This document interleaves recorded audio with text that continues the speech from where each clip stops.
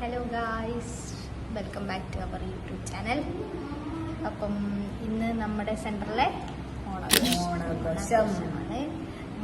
കഴിഞ്ഞ വട്ടത്തെയും അല്ലെങ്കിൽ അതിൻ്റെ മുമ്പത്തെ വട്ടത്തെയും നടന്ന പോലെ ഭയങ്കര പരിപാടികളൊന്നും ഇപ്രാവശ്യമില്ല. സ്റ്റാഫ് കൂടി ചെറിയ ചെറിയ സദ്യ കഴിക്കൽ, ചെറിയ പൂക്കളം, അതെ, നമുക്കൊരു റിലാക്സേഷൻ പോലുള്ള ചെറിയ ചെറിയ കാര്യങ്ങൾ മാത്രമേ നടക്കുന്നുള്ളൂ. അപ്പോൾ കാര്യങ്ങൾ ഇങ്ങനെ വഴിയെ വഴിയെ ഓരോ നമ്മൾ അപ്ഡേറ്റ് ചെയ്യും. ഇന്നിടാനുള്ള പൂക്കളാണ് ഞങ്ങൾ ഈ അരിഞ്ഞുകൊണ്ടിരിക്കുന്നത്. നമുക്ക് അധികം പരിപാടികളൊന്നും ഇല്ലാത്തതുകൊണ്ട് രാവിലെ ഇടണമെന്നാണ്. പക്ഷെ സാങ്കേതിക തകരാറുകൾ മൂലം അല്ല, നമ്മൾ ഉച്ച തൊട്ടാണ് ശരിക്കും സെലിബ്രേറ്റ് ചെയ്തത്. അതുവരെ നമുക്ക് സെഷൻ എടുക്കാമെന്നാണ്. പക്ഷേ എല്ലാ സ്കൂളിലും പ്രോഗ്രാമൊക്കെ ഉണ്ടായതുകൊണ്ട് കുറേ കുട്ടികൾ ലീവാണ്. നമുക്ക് അവിടെ അതുകൊണ്ട് നമുക്ക് ഇങ്ങനെ ഒരു ഓപ്ഷൻ ഇല്ലെങ്കിൽ ഉച്ചക്ക് തുടങ്ങി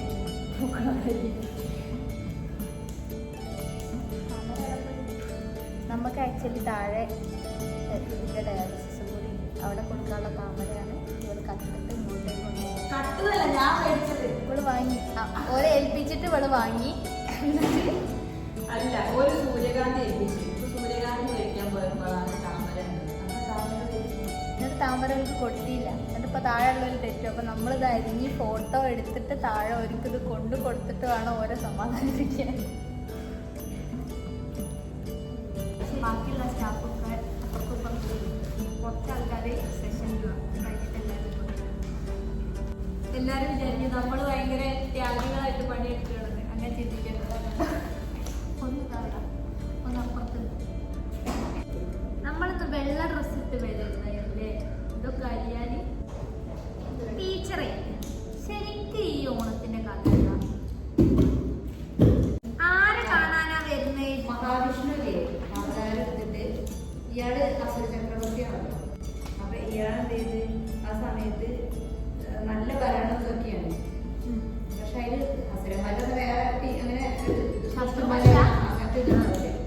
അപ്പൊ പൊതുവെ ഇവരെന്ത് ചെയ്തു, ഈ വാമനൻ ഇയാള് 3 ലോകം അടക്കി ഭരിക്കാൻ അങ്ങനെ ദേവലോകം അസുരലോകം കൂടി ഒക്കെ കൂടി.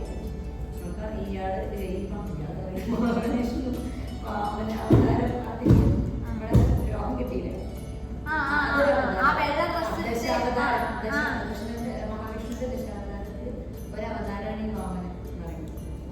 അപ്പൊ ഇങ്ങോട്ട് നീ അവതരിച്ചിട്ട് ഇയാളില്ലേ ഈ ചക്രവർത്തി മഹാബലി മഹാബലി പൂജാ സമയമാണ്. ഞാൻ എന്തും കൊടുക്കും. അപ്പൊ ഇയാൾ ചോദിക്കും എനിക്ക് എന്താ വേണ്ടത് ചോദിക്കും. ഇയാൾ അങ്ങനത്തെ വേഷത്തിൽ വരുന്നല്ലേ, എനിക്ക് 3 അടി മണ്ണ് നിന്ന് പറയും. 3 അടി മണ്ണ്. അപ്പൊ രാജാവിനെ ആകെ തോന്നും 3 അടി ഒപ്പം തന്നെ എടുത്തോ പറയും. അപ്പൊ മഹാബലിയാണ്ട് വലുതായിട്ട്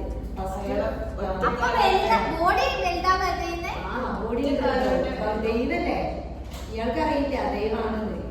ഒരു വലുതായിട്ട് ഫസ്റ്റ് ചവിട്ട സ്വർഗം ചവിട്ടും. 3 അടി മണ്ണല്ലേ ഫുള്ള് മഹാവിഷ്ണു. ഫസ്റ്റ് അത് ചവിട്ടി, സെക്കൻഡ് നമ്മുടെ ദേവലോകം ചവിട്ടി, പിന്നെ ഭൂമി ചവിട്ടി, 3-മത്തെ ഇയാൾക്ക് സ്ഥലമില്ല കൊടുക്കാൻ. ഇയാൾ തലയെത്തു ഇയാൾ പതാകത്തിലേക്ക്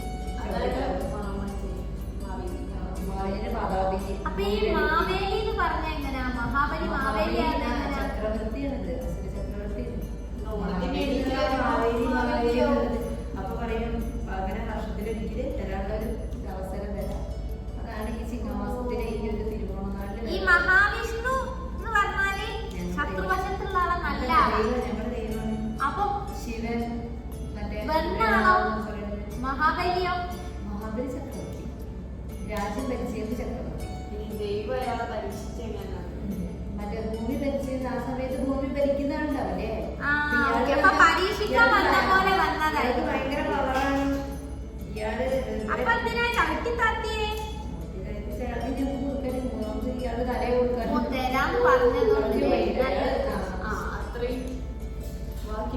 അപ്പൊ അത് കഴിഞ്ഞിട്ട് അറിയില്ല. പിന്നെ ചക്രവർത്തി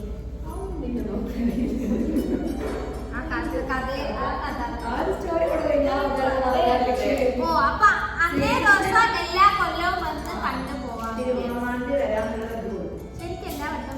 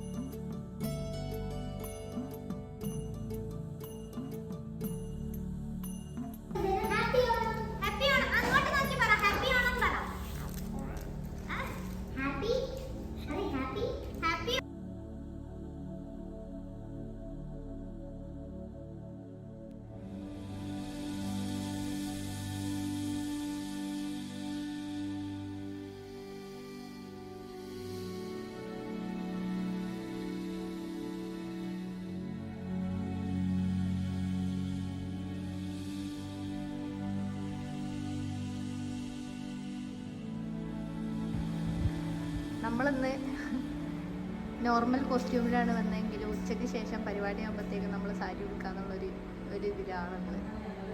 അതെ, നടക്കുമോ എന്നുള്ളത് അറിയില്ല. കാരണം ഇതന്നെ കഴിയുമോ എന്നുള്ളതിന് പറ്റിയ ഒരു ധാരണയില്ല.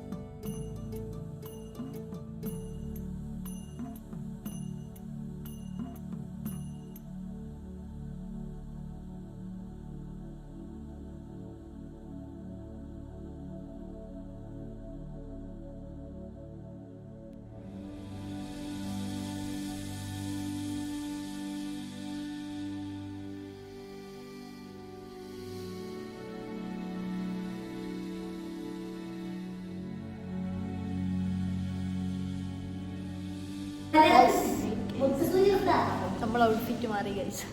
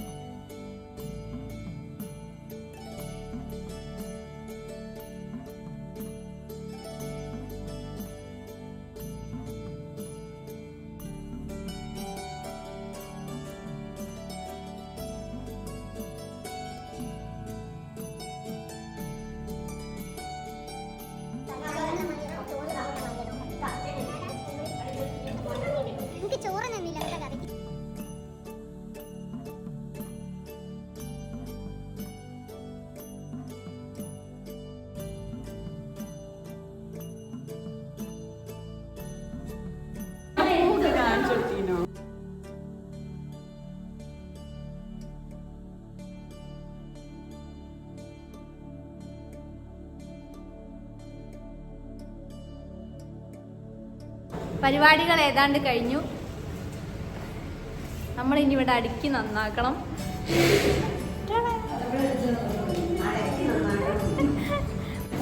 അങ്ങനെയാണെങ്കിൽ ഇനിയൊരു ഓണം അടുത്ത കൊല്ലല്ലിട്ടുള്ളൂ.